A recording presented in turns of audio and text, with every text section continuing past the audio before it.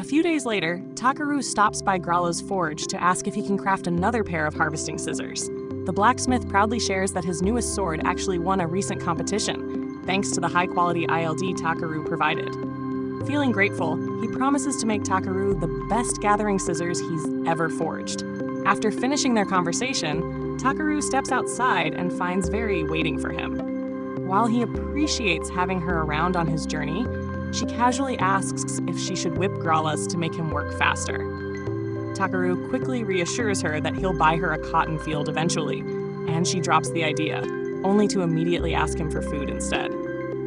Just then, Bee shows up, also interested in the food, and the two start bickering. Before their argument escalates, Grit calls out to Takaroo, wanting a private word.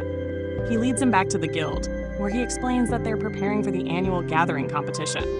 Ariana encourages Takaroo to join, but he declines, reminding them he's only a casual gatherer.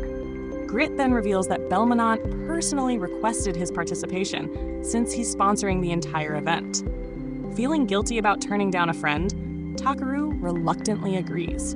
A few days afterward, the guildmaster gathers everyone outside. He explains that Belmonant funded the event as a recovery gift for his wife. This year's challenge is to collect 7 different colors of wool from rainbow sheep, something that surprises even Takaroo despite being a gatherer. The guildmaster adds that rainbow wool is extremely rare, so participants may need to do some research first. He also strictly forbids asking anyone for help, since that would defeat the purpose of the competition. Hearing this, Very realizes she can't assist Takaroo by carrying him. The guildmaster confirms that party members are not allowed to help. Once the rules are clear, Clay teases Takaroo, reminding him he'll be on his own. Takaroo thinks he'll manage using magic, but when Clay suggests teleportation magic, he refuses, knowing such a powerful spell would only cause resentment and unnecessary drama. The guildmaster soon announces the start of the event, but Bee refuses to leave Takaroo's side. Varai gently pulls him away and uses her mana to put him to sleep so Takaroo can compete without worry.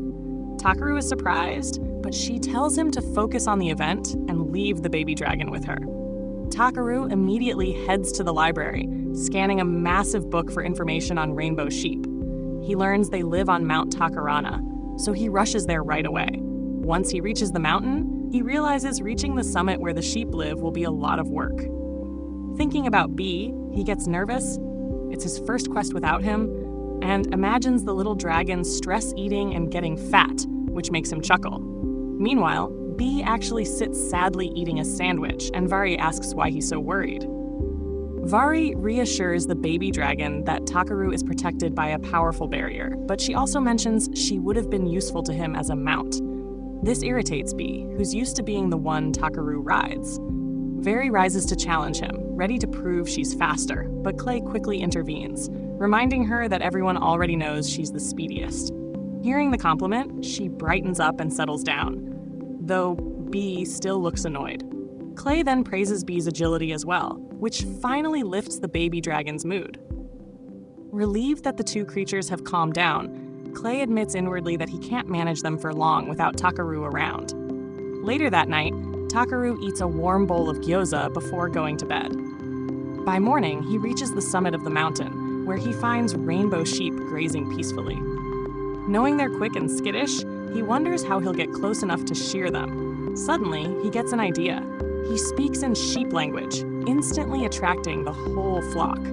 Once he has their attention, Takaroo politely asks for some wool. A pink sheep hops into his lap, eager to be sheared, surprising him with how friendly and trusting it is. Using a simple comb, he collects its wool easily. The rest of the herd soon gathers around, all of them willingly offering their own wool. After gathering all 7 colors, he begins his journey home. On his way down the mountain, he spots a magnificent dragon gliding through the sky and wonders if Bee will grow into something just as majestic. Eventually, Takaroo returns home, where Bee immediately clings to him, wailing dramatically as if Takaroo had just returned from a war. Soon after, the guildmaster announces Takaroo as the winner of the competition and promotes him to the FB rank. Confused, Takaroo asks what makes the rank special. The Guildmaster explains that he can now accept both Adventurer and Gatherer quests from F rank up to B rank. Though Takaroo considers staying purely as a Gatherer, the Guildmaster warns him not to keep giving out materials that are far above market quality. Doing so could crash the local economy. He emphasizes that everyone at the Guild wants Takaroo to earn fair rewards and not be taken advantage of. Moved by their support, Takaroo wonders whether he should accept the responsibilities that come with the rank. Seeing him hesitate, Clay urges him to make a decision already, and Very insists he's more than deserving. Encouraged by his friends, Takaroo finally accepts the FB rank ring. The Guild Master expresses hope that Takaroo will continue supporting the Guild. Suddenly, Ariana bursts in, announcing that a forest worm has appeared near the main road. Now an official adventurer, Takaroo heads out with Clay to deal with the threat. When they arrive, they wait for the creature to emerge. Soon, the massive worm rises from the ground, towering over them like a skyscraper. As they prepare for battle, a familiar voice calls from atop the worm. It's Brolite, riding the giant creature like a mount.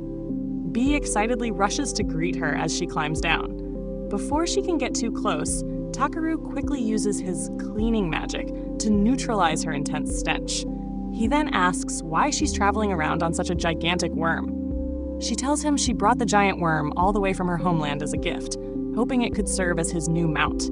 Seeing how filthy the creature is, Takaroo immediately uses his cleaning magic on it, which terrifies the worm and sends it burrowing deep underground.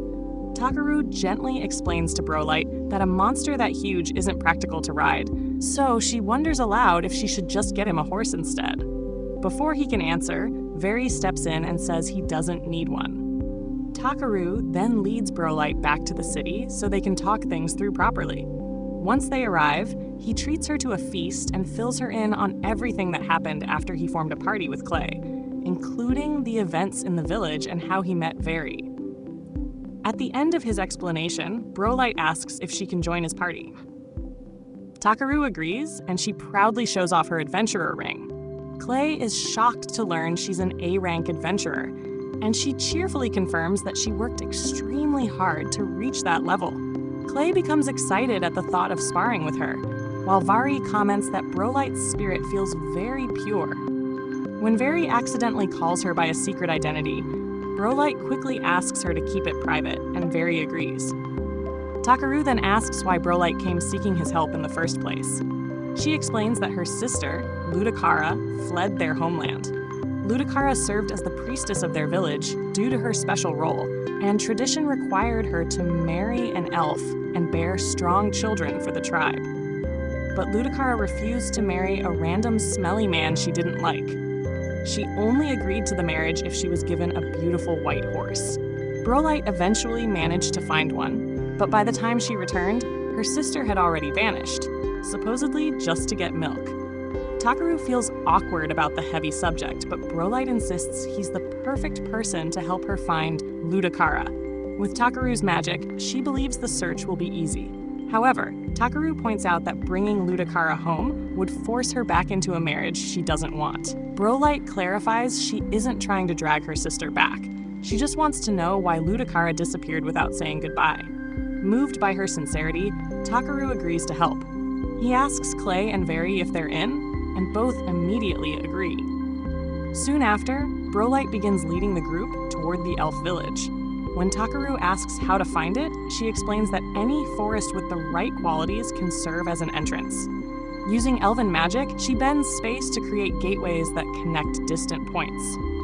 Takaroo notes that her magic sounds similar to his own teleportation spell. Vari then offers to get the entire group to the forest quickly, shifting into her horse form, instantly causing Brolite to fall in love with her majestic appearance. They ride comfortably through the woods until they reach the correct location. There, Brolite uses a summoning spell to create a tiny swirling vortex, which acts as the gateway. She tells everyone to touch the vortex and close their eyes before stepping in first. Clay and Bee follow behind her, but Takaroo hesitates, intimidated by the portal. Before he enters, Vari quietly urges him to look after Brolite, explaining that despite her cheerful nature, she carries painful secrets. She then steps through, leaving Takaroo alone. Gathering his courage, he reaches out and touches the portal. Instantly, he's pulled through a tear in space and arrives in a vast, breathtaking elven homeland. While he's still admiring the scenery, the others scold him for taking so long and looks surprisingly battered, even though he was only a moment behind them. Before he can ask what happened, arrows suddenly rain down on the group. Takaroo immediately blocks them with a magic shield. Brolite quickly shouts for him not to fight back, explaining the attackers are her own villagers. Moments later, several elves emerge, furious that Brolite has returned. And that wraps up episode 9. Subscribe so you don't miss the next part, and check out the next video on the screen.